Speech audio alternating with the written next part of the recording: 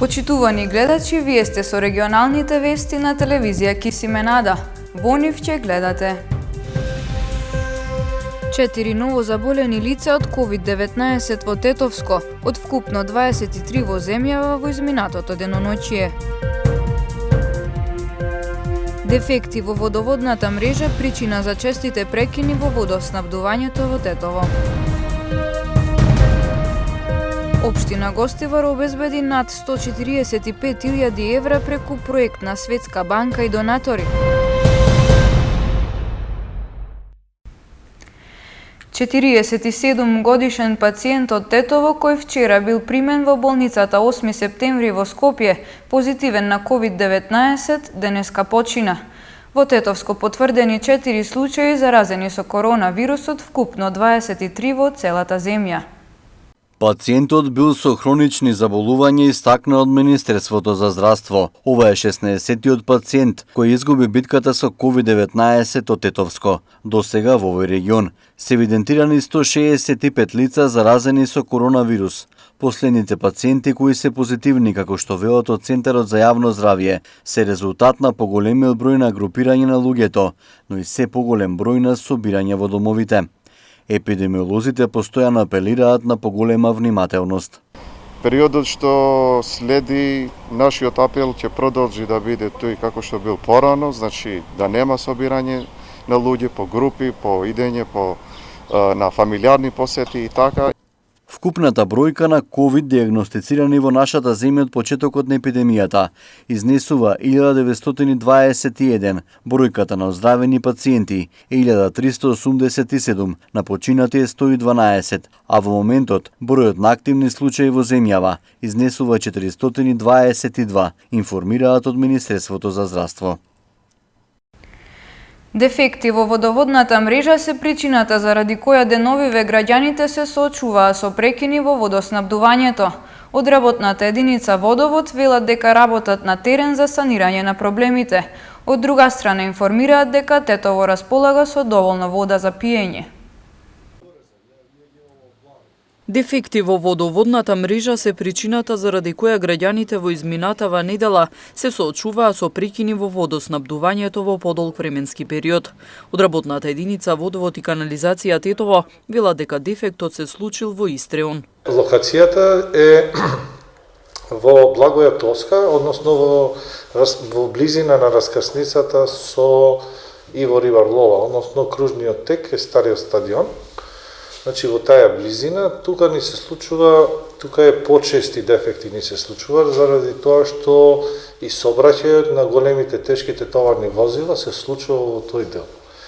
И заради вибрациите што ги произведуваат тие тешките товарни возила, си има и тоа своите реперкусии, затоа што од земјата сите знаеме дека си работи таа самата, и ни се случуваат, а тука го имаме од системот салонитна една цевка која што знае да прави проблеми и ако почне еднаш да го направи проблемот, таа почнува да се шири етапно, додека не ја санираме, затоа што нема таа еластичност како што го имаат пластичните цевки, односно ПВЦ што ги викаме ми. Бевме обврзани да во текот на неделата на едно 3-4 пати да интервенираме во истиот реон и да допираме за ист дел на иста група на граѓани, да ги оставиме во временски интервал малку подолг без вода.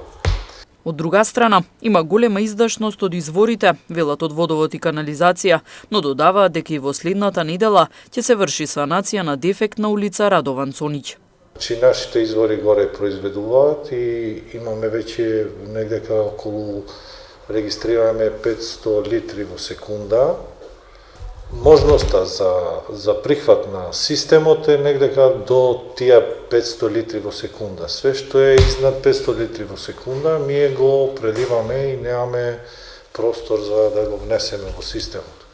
Количините на вода сега кои што ни надоаѓаат, ни ствараат проблеми затоа што веќе имаме и стар водоснабдителен систем и ќе ни се појавуваат. би сакали граѓаните да бидат запознаени дека и во наредниот период, речеме во следната недела, веќе имам најава за еден поголем дефект кој што ни се случува таму во Радован Цонич, односно путот на бутиците што го викаме ние, во горниот дел, таму веќе имаме една поголем дефект, на поголема цевка, фи 400 ние викаме, така да веројатно ќе се потрудиме следна недела и тоа да ја санираме. Работната единица работи со капацитет од 70%, согласно препораките од надлежните. Оттаму додаваат дека доколку се случи дефект во водоводната мрежа и за време на престојниот викенд, дежурните екипи веднаш ќе излезат на терен да извршат санација. Само 60% од целиот систем за наводнување во Тетовско е во функција, но и овој дел не се одржува целосно. Поради проблемот со наводнување, голем дел од земјоделците од Тетовско се откажуваат од нивите. Од Тетовската подружница на АД Водостопанство, кои функционираат година и пол, велат дека состојбата малку се помрднува од мртва точка, но тоа не е доволно. Потребна им е помош од владата за да профункционира целиот каналски систем во овој регион, во должина од 300 километри. Ова е дел од земјоделската необработена површина ватарот на Тетово, запуштена со трева и трње. Земјоделците се откажуваат од нивите, затоа што системот за наводнување не им работи со години. Покрај вода, земјата им месува. Некој, како овој земјоделец кој револтиран од состојбата не сакаше да зборува пред камера, ги засадува површините, но како што вели, секоја сезона е ризик. Ако даде Господ дошлива година, кимарот, ако не, се ќе оди попусто. Ова е примарната водоводна мрежа која што се наоѓа на само неколку километри од Тетово, која што некогаш служела за наводнување на околните ниви. Меѓутоа, сега наместо за наводнување, овој канал е претворен во мочуриште. Слична е состојбата и во долниот дел од Тетовско, во атарите на селата Непроштено, Рата и Жилче. И таму каналите се запоставени и нефункционални. Во Тетовскиот регион има 300 километарска каналска мрежа за наводнување. Во функција е само 60% од системот, а годинава е планирано да се исчистат 40 километри. Или во проценти оваа сезона, ќе работи околу 15% од целиот систем за наводнување во овој регион. Од Тетовската подружница на АД Водостопанство признаваат дека каналската мрежа е во лоша состојба, но за разлика од порано системот е малку подобрен. Тие како подружница функционираат години и пол. Лани успееле да го исчистат каналот Радиовце Бистрица, но само во горниот дел до реката Пена. За останатиот велат немаат средства.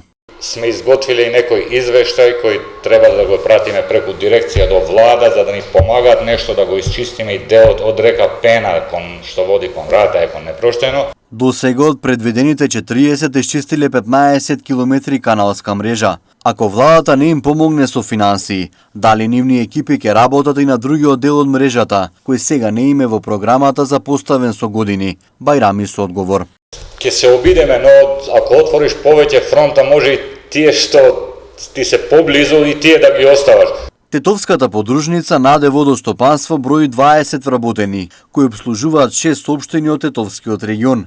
Освен малата бројка на вработени, тие не можат нормално да функционираат затоа што немаат доволно механизација, па често со багери и други машини се позаемуваат од главната дирекција.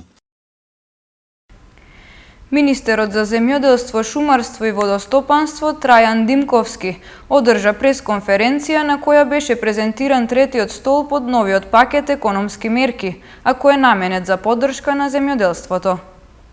Го зголемивме покривањето на трошоците за набавка на зелена нафта од досегашните 30 на 50%. Овој период во агросекторот се неопходни средства за да се обезбеди континуитет на производството и непречено да започнат новите производствени сезони. Затоа обезбедуваме поддршка од 5 милиони евра преку поволни кредити од Развојната банка на Северна Македонија. Со следната мерка воведуваме поддршка за семејниот агробизнис преку финансирање на стартап, семејни винарии и фарми. Преку оваа програма отвараме можност за добивање на грантови од 10.000 евра за опрема за преработка и маркетинг на вино, растителни, месни и млечни производи. Ќе овозможиме услови за продажба на државното земјоделско земјиште. Во насока на искористување на сите потенцијали и производство на нови продукти, ќе ги стимулираме винарниците да произведуваат алкохолен дестилат, кој подоцна ќе биде искористен од домашните хемиски компании за производство на средства на дезинфекција. Со 50 милиони евра кредит од Светска банка ќе го модернизираме нашето земјоделство. Градинките во Гостивар добиваат целосно нов изглед. Општината обезбеди над 145.000 евра преку проект на Светска банка и донатори за нови креветчиња, маси, столчиња и друга опрема и материјали. Детските градинки во Гостивар ќе ги дочекаат дечињата со целосно променет изглед. Во занималните поставени се нови креветчиња, постелнина, маси, столчиња и друг инвентар и опрема. Градинките добиваат и своји библиотеки со сликовници и книги, а децата ќе се радуваат и на многу нови играчки. Инвестицијата е во вредност од околу 145.000 евра, а ја обезбеди општина Гостивар преку проект на Светската банка и донатори. Ова е веќе втора наша интервенција во градинките во Гостивар. Минатата година интервениравме со инвестиции кои беа директно од општината, посебно за тоалетите и за средините во собите во сите градинки. Сега се работи за намештај, нов намештај, кој што искрено изгледа убаво и достоинствено за нашите деца да учат тука. Прв пат би сакал да кажам дека освен Светска банка, исто така донатори се и уште една невладина организација Сонце со вредност од 15.000 евра. Исто така би сакал да кажам дека одредени луѓе па и компании донираа и книги. Директорката на гостиварските градинки Миријана Мицовска се заблагодари за инвестицијата, изразувајќи надеж дека децата што поскоро ќе се вратат во градинка. Со тоа нашата градинка добива еден современ нов дом за децата кои што се развиваат и растат во нашата градинка. Се надевам дека уште многу деца ќе пораснат во овие простори и дека соработката со општината и понатака продолжува со нови проекти и донации кои што ќе бидат потребни за подобра иднина за раст и развој на нашите деца. Моменталната ситуација во која што се наоѓа нашата држава со COVID-19 не спречи нашите деца да не доаѓаат во градинката, меѓутоа тие ни недостасуваат премногу и се надеваме на што побрзо враќање во градинката. Да се добие проект од ваков обем не е лесно, вели координаторот Дашмир Османи, кој нагласи дека на целиот процес се работело скоро една година. Апликацијата бара навистина труд, внимание од нашата администрација. Ние сме работеле напорно на ова да го добиеме како проект. Е меѓу најголемите проекти и инвестиции за градинките во Гостивар. Идентификувавме заедно со директорката на градинката дека има навистина потреба градинките да има таква инвестиција. Јавните детски градинки во Гостивар и центрите за ран детски развој згрижуваат околу 750 дечиња. Објектот Тетекс на детската градинка Младост во Тетово ќе добие нов надворешен лик. Се работи на бојадисување на фасада, пошто ќе се уреди и дворот. Во сите објекти се прават и последните подготовки за прием на децата кои имаат неопходна потреба да престојуваат во градинка. Откако се олабавија владините мерки за заштита од ширење на коронавирусот, во детската градинка Младост во Тетово започнаа активностите за уредување на надворешноста на објектот Тетекс, но и подготовка на просториите за прием на децата во сите објекти.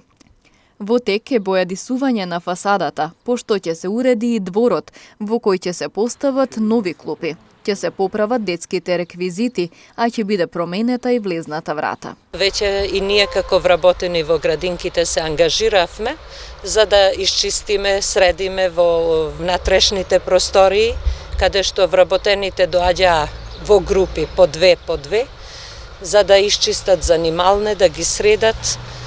Јас превзедов мерка да кога ќе ни дојдат дечињата да вида нешто ново изработено, значи фасадата на градинката, тука ќе се среди и дворот, и овие реквизитите и све друго што би требало да има средено во еден двор на градинките.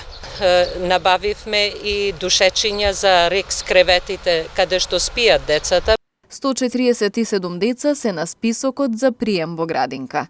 Пред официјално детската градинка да започне со работа, ќе се изврши и комплетна дезинфекција на објектите. Рачунаме дека во секоја група ќе имаме по 4-5 деца по ова што се пријавени, а ако треба и истите групи ќе се поделат во занимални каде што ќе има помалку деца, за да можат да имат повеќе простор. А и сега е веќе летен период, па пошто ќе се средуваат двороите, ќе гледаме повеќе време да бидат во дворои децата.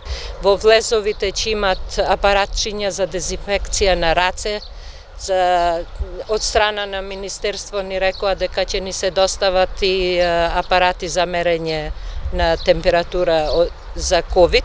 Свите објекти се чистат, се дезинфецираат од наша страна, а потоа, откако ќе ни кажа кога ќе започнеме со работа, претходно ќе повикаме да се дезинфицира од страна на јавно здравје, за да биде тоа комплетно дезинфекција, дератизација и дезинсекција на објекти. Во насока на превенција од ширење на заразата, идната недела ќе се направи скрининг на вработените во градинките во Тетово. Следуваат информациите од полицискиот билтен на СВР Тетово. 3 лица во Гостивар не ја почитувале одлуката за ограничено движење во изминатите 24 часа. Според статистичките податоци на СВР Тетово, 56 нови лица во Тетово се во изолација со решение од Државниот санитарен и здравствен инспекторат, а биле контролирани вкупно 129 лица. Додека прекршочни санкции за неносење заштитна маска преземени се кон 8 лица во Тетово и 15 во Гостивар. Вчера попладне, додека полициски службеник од СВР Тетово одел за на работа со возилото на неговиот другар, на улица 107 едно лице со неговото патничко возило, во кое биле и неговиот татко и уште едно лице, им го попречиле патот и се обиделе физички да ги нападнат и им се заканувале. После тоа, според пријавеното, со возилото ги следеле до полициската станица Тетово. Лицата биле повикани на разговор и се преземаат мерки за расчистување на случајот. Вчера исто така на улица Илинденска полициски службеник од полициската станица за безбедност на патниот сообраќај неовластено бил сниман од 34 годишникот Тетово, додека извршувал службени дејствија во врска со неговото погрешно паркирано возило, Volkswagen Passat со косовски регистерски ознаки. Тој одбил да престане и да ги избрише снимките од телефонот, пошто бил лишен од слобода. 36 годишникот село Селце пак вчера пријавил дека додека се движел по улица Маршал Тито со неговото патничко возило, во неговото возило удрило патничко возило Golf 7 со тетовски регистерски ознаки, управувано од непознато лице. Според пријавеното, лицето излегло од возилото и кога пријавителот му кажал да се договорат за незгодата, лицето физички го нападнал, пошто заминал со возилото. Набргу потоа тој бил приведен во полициската станица и по целосното документирање на случајот ќе биде поднесена соодветна пријава.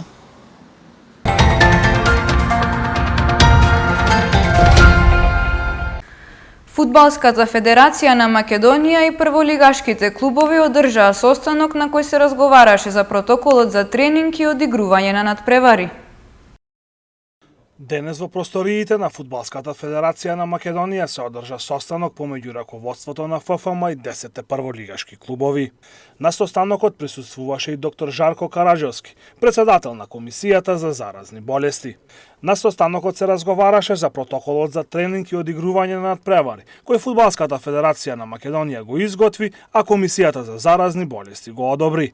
Овој протокол ќе стапи на сила доколку фудбалската сезона продолжи, но ќе важи и за почетокот на следната сезона. Во протоколот е прецизно наведено како клубовите ќе треба да тренираат, и тоа во 3 фази со вкупно траење од 21 ден. Потоа предвидено и како ќе се организираат надпреварите. Целиот простор на кој ќе се одржуваат надпреварите ќе биде поделен на 3 зони. Првата зона е наречена црвена, во која ќе смее да бидат само играчите, службените лица на клубовите, судиите и представниците на ФФМ, како и најмногу по 2 фоторепортери и собирачи на топки. Во оваа зона ќе биде и брзата помош, просторот за антидопинг и најмногу 5 полицајци. Втората, односно златна зона, ќе биде сместена на трибините.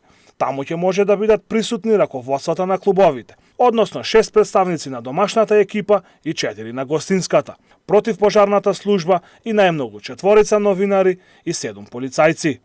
Третата зелена зона ќе биде околината и пристапните падишта до стадионот.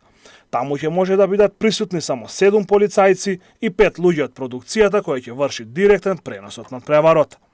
На состанокот беше истакнато дека Фудбалската федерација на Македонија за тестирање на играчите пред евентуалното продолжување на сезоната ќе добие донација од 400 тестови од Институтот за јавно здравје. Фудбалската федерација на Македонија и клубовите се уште немаат одлучено дали ќе продолжи сезоната. Во моментов се разгледуваат 2 опции: продолжување на сезоната по скратен систем или комплетно прекинување на првенствата.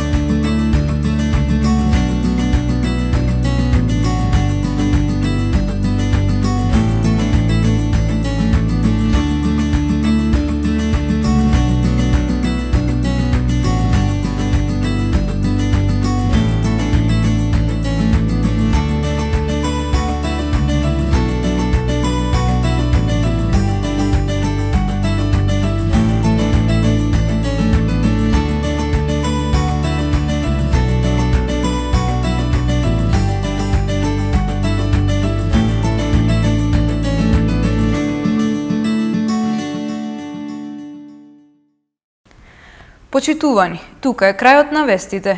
Почитувајте ги препораките и имајте пријатен викенд. Пријатно!